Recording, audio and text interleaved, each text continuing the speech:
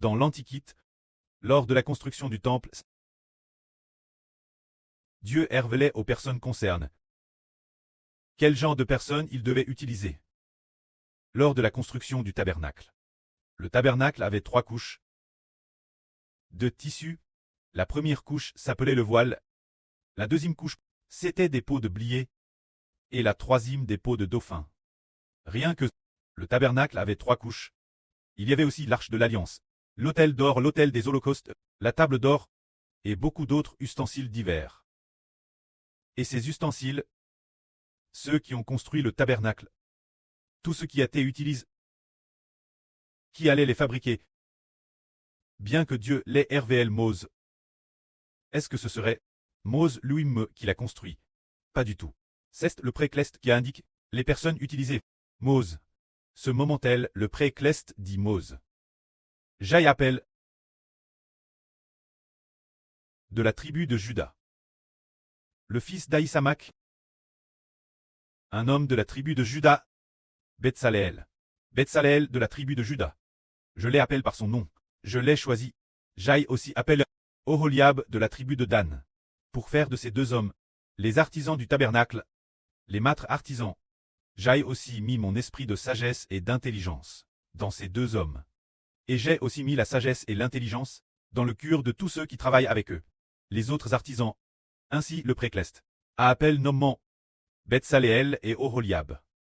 C'est ainsi qu'au tout début de la construction du temple, Dieu a ainsi appelé par leur nom, et l'a dit Mose. Alors Mose, selon la volonté de Dieu, est allé construire le tabernacle du temple. Le tabernacle fut rapidement achevé. Et quand Mose a examiné l'ouvrage, il était entièrement conforme à la volonté de Dieu.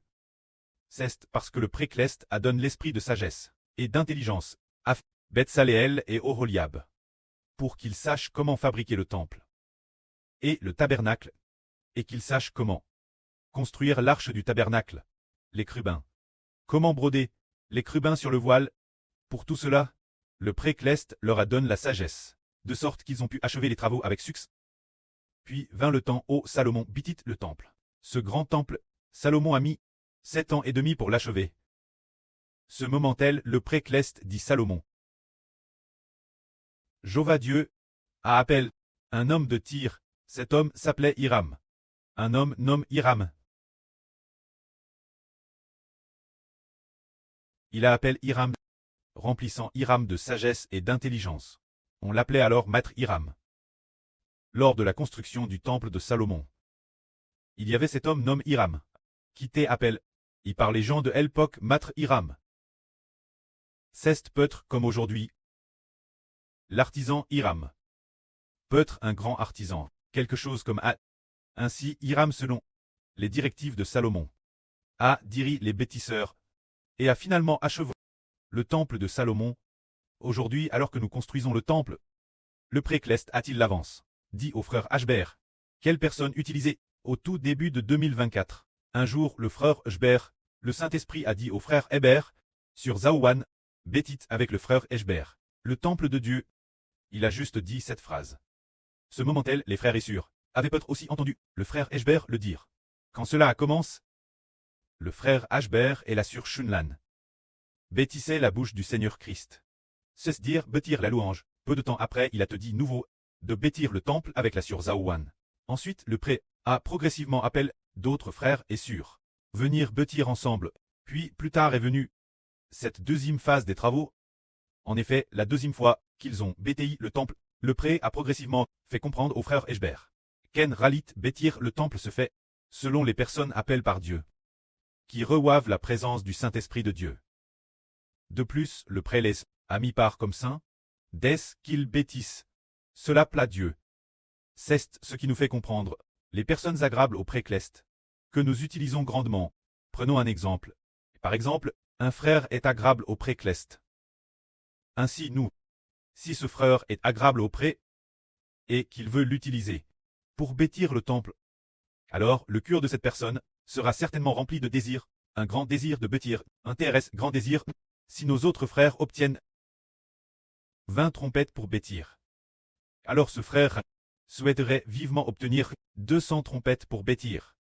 C'est-à-dire que le précleste mettra une sorte de personnes que le pré trouve belles. Le pré mettra un esprit de grand désir en lui.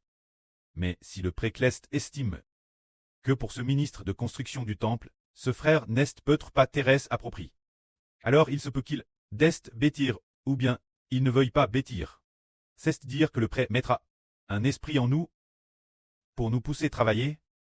C'est ce que le pré a fait comprendre au frère Ashbert. Ainsi, au tout début, quand nous parlions de l'évangile, ce moment-là, on venait d'entendre que l'esprit du pré disait Ashbert, le frère Ashbert et le Seigneur sont l'évangile. Alors ce moment-là, là sur Bila, est dans le Saint-Esprit, et a fait voir au frère Ashbert. Là sur Bila a dit, le frère Ashbert et le Seigneur Jésus sont l'évangile. Il a donc te dit plusieurs reprises que l'épouse spirituelle du frère Ashbert allait lui enfanter de TRS nombreux enfants. Alors la sœur Zaoruan a dit, oui, tous ceux de l'humanité qui obtiennent la vie éternelle sont les fils et les filles du frère Ashbert. C'est ainsi que le pré a pour les choses. Et immédiatement après, il a encore dit, là sur Indian Manman, de se préparer pour le ministre de l'évangile. Tout de suite après, le pré a l'une après l'autre, à RVL, certaines choses sur certains frères et sur, sans qu'on s'en rende compte ces choses, sont devenues une dépendance l'Esprit Saint. Le pré appelle cette personne, alors le pré appelle ce frère-ci, appelle cette sur le, et appelle encore ce frère-ci, et appelle encore cette sur le pré a DJ mis cette sagesse dans le frère Ashbert, sachant que ses frères et sœurs sont appelés par le pré Cleste pour bâtir la maison d'Israël. Ainsi s'accomplit ce que dit l'Écriture. Ni par la puissance, ni par la force, mais par mon esprit. Quand cette dépendance l'esprit, auparavant le frère Ashbert disait, oh, l'esprit du précleste est en moi. Je peux traduire la Bible et achever le travail. Ce moment-là, l'esprit du prêtre est avec le frère Ashbert seul. Maintenant c'est différent. Après le baptême, l'esprit du prêtre est dans le frère Ashbert, et en Madame Temps dans un groupe de deux frères et sœurs collaborant ensemble. Cela a fait comprendre au frère Ashbert que ces paroles s'adressaient lui. Ni par la force, ni par la puissance, mais par l'Esprit de Dieu. L'Esprit du précleste. Sur qui est-il? Celui sera utilisé par Dieu. Ainsi nous comprenons que seule la personne que Dieu utilise peut réussir ce que Jéhovah le précleste utilise. Nous leur confions une telle mission.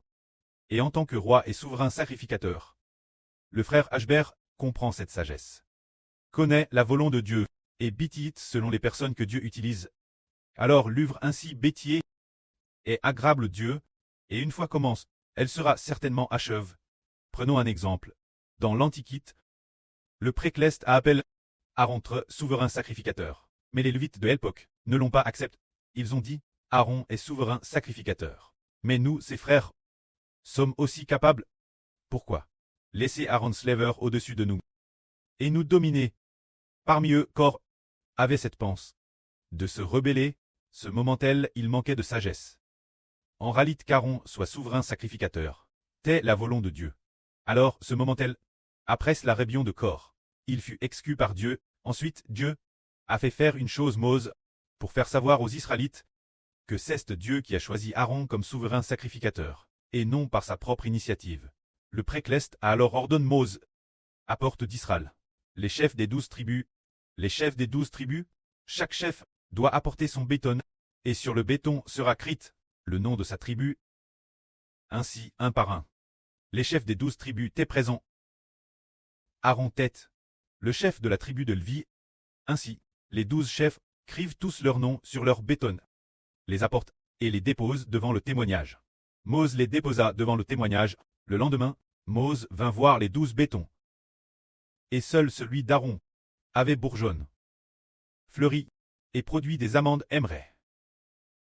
Alors Mose prit les 12 bétons pour les montrer aux 12 chefs, se dire le grand prêtre de la tribu de Lévi. Le béton d'Aaron avait bourgeonne, fleuri, et produit des amandes aimerées. Alors le peuple sut que si Aaron était devenu grand prêtre, c'était parce que Dieu l'avait choisi. Dieu voulait qu'Aaron paisse le peuple de Dieu. Alors, aujourd'hui, c'est la même chose pour nous. Comme il est dit dans le livre de Zacharie, il y a une pierre appelle la pierre aux 7 yeux. Le précleste dit, je graverai moi-même cette pierre. Cette pierre fait et référence une personne. Cette personne a 7 yeux. 7 yeux signifie 7 cornes et 7 yeux. Se dire l'Esprit de Dieu. qui doit trait en cette personne. Et le précleste veut faoner lui-même cette personne, c'est le frère Héber. Il est ainsi clairement dit, la pierre aux 7 yeux. Ces 7 yeux sont les 7 esprits. Les 7 esprits de Dieu sont en lui.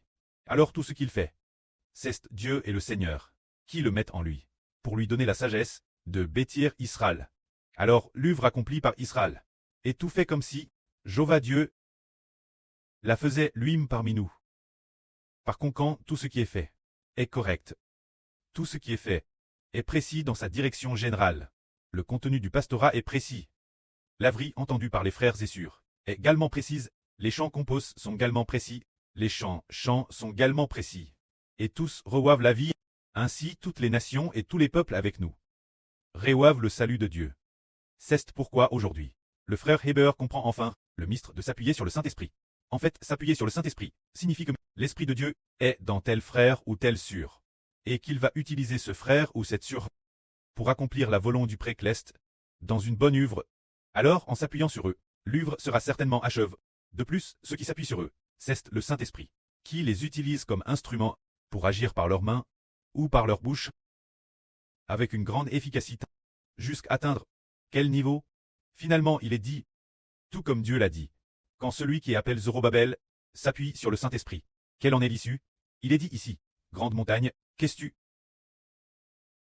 Devant Zorobabel, tu seras aplani. En disant cela, cela signifie que la grande montagne signifie une grande nation. Grande nation, qu'es-tu? Amérique, que votes-tu? Russie, que votes-tu? Chine, que votes-tu? Devant Ashber, le Zorobabel de la Nouvelle Alliance. Tu seras aplani. Cela atteindra ce point. Les frères et sœurs disent, comment est-il possible que le frère Ashber aplanisse toutes les nations? Le moment venu, nous comprendrons. Alors l'esprit du précleste est en frère Ashber. Ainsi, frère Ashber sait aussi comment battre le peuple de Dieu, afin que les enfants de l'Israël spirituel, chaque enfant soit grandement utilisé par le pré. Le pré utilise ses enfants remplis du Saint-Esprit. Ils sont grandement utilisés. Alors ces enfants sont comme de grands bergers. Le frère Ashber est comme un roi qui gouverne avec justice. Il y a 12 dirigeants qui pèsent ensemble avec Kit et la surlune. Assistent également. Il y a les 144 Zorozoro frères et sœurs Clest qui collaborent ensemble. Alors ce royaume renversera les régimes de toutes les nations et de tous les peuples. Nous disons, grande montagne, qu'es-tu donc? Devant Zorobabel, tu seras aplani. C'est-à-dire grande nation. Qu'es-tu donc? Devant Ashber, vos régimes seront aplanis. Voyons alors, si bien le régime du Japon sera aplani. Bien SR celui qui aplanit, c'est Dieu qui aplanit. Mais pourquoi le précleste veut-il faire cela pour le frère Ashber? Le pré et le Seigneur. Pourquoi le veulent-ils? Parce que le précleste et le Seigneur voient, mon esprit est dans mon fils, l'œuvre qu'il fait me plaît. Les enfants qui y pâtent, ils m'adorent tous. Et l'avenir, il aura plus de sagesse pour discerner mon esprit, chez qui il se trouve. Et il utilisera grandement ces personnes. Alors ces personnes vont grandement glorifier Dieu et le Seigneur. Alors détruire d'abord le Japon, puis ensuite détruire toutes sortes de grandes nations. Les détruire en l'espace de 10 ans, les régimes de toutes les nations et de tous les peuples. Cela accomplira la parole qui dit, grande montagne, qu'es-tu donc, ce qui signifie, grande nation. Qu'es-tu donc, devant Ashber? Tu seras aplani. Alors, les régimes de toutes les nations et de tous les peuples, le moment venu, seront aplanis. Pourquoi sont-ils aplanis? C'est Dieu qui les aplanit. Le précleste et le Seigneur les aplanissent, faisant s'effondrer le régime de chaque nation. Mais pourquoi en est-il ainsi? Parce que le frère Ashber, selon la volonté du Saint-Esprit, enseigne les frères et sœurs, également selon la volonté du Saint-Esprit, utilisant les frères correspondants là, et les sœurs pour gouverner. Alors le précleste se réjouit, et les gouvernements de toutes les nations et de tous les peuples se sont effondrés. Que la gloire soit au pré et au Seigneur. Amen.